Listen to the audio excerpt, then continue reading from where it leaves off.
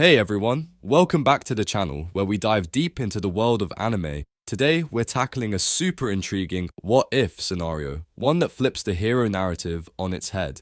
Ever wondered what would happen if Izuku Midoriya, the hero we all know and love, turned into a villain? Yeah, I know, wild, right? So buckle up, because we're about to explore this alternate universe where Deku walks the path of darkness. But before we dive in, don't forget to hit that subscribe button and ring the bell to stay updated with all our latest content. And of course, drop a comment below. Let me know what you think of villain Deku. To understand how Midoriya could become a villain, we first need to revisit his origin story. Imagine this: instead of being inspired by All Might's heroism, young Midoriya is constantly bullied for being quirkless. But there's no hope, no dream of becoming a hero to keep him going. What if, instead of receiving All Might's quirk, Izuku encounters someone entirely different, someone like All For One? Picture this: a young, desperate Midoriya encounters All For One after a particularly brutal day of bullying. All For One sees potential in the boy, potential not for heroism, but for manipulation. He offers Midoriya a quirk, but not just any quirk, a dark, powerful ability that comes with a heavy price. This isn't a quirk of hope or inspiration, it's one that feeds on negativity, amplifying anger, resentment, and fear. Midoriya, tired of being powerless and scorned, accepts this power, thus setting him on the path to villainy. As Midoriya grows, so does his power, but it's not the kind of growth we see in the original timeline. Here, Midoriya becomes a strategic mastermind, using his intelligence and newfound abilities to take revenge on those who once mocked him. His initial targets? Bakugo and his bullies. But his plans don't stop there.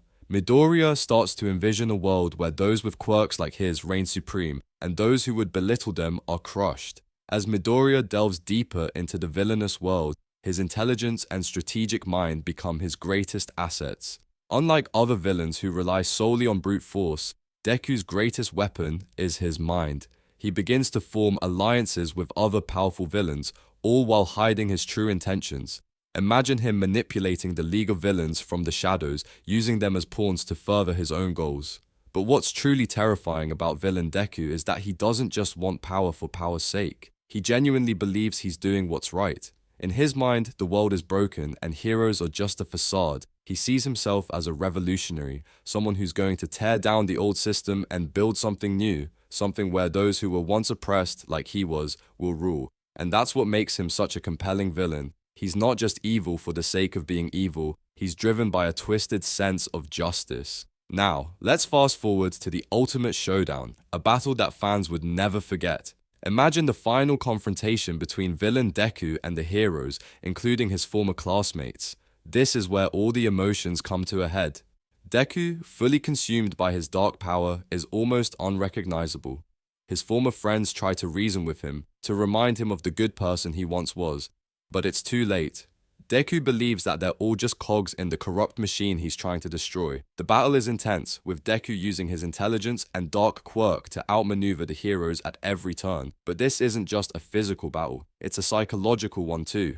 As the fight rages on, we see glimpses of the boy Deku used to be. There are moments of hesitation where we almost think he might turn back. But then, a reminder of his past suffering or a taunt from one of the heroes reignites his rage, pushing him further into darkness. It's a battle that's not just about who's stronger, but about whether or not Deku can be saved from himself. In the end, the battle could go either way. Maybe the heroes manage to overpower him, but at a great cost. Or perhaps Deku succeeds in his plan, leaving the world forever changed. Whatever the outcome, this story leaves us with a haunting question. What if? What if Deku, the hero we've come to admire, had walked the path of a villain instead? It's a chilling thought, but one that makes us appreciate his journey as a hero even more. Well, that's it for today's video. I hope you enjoyed this deep dive into an alternate universe where Deku becomes a villain. Let me know in the comments what you think would happen if this scenario played out. Would Deku ever find redemption, or would he be lost to the darkness? And don't forget to like, share, and subscribe if you haven't already. We've got a lot more awesome content coming your way, so stay tuned. Until next time, stay heroic, or should I say, stay villainous.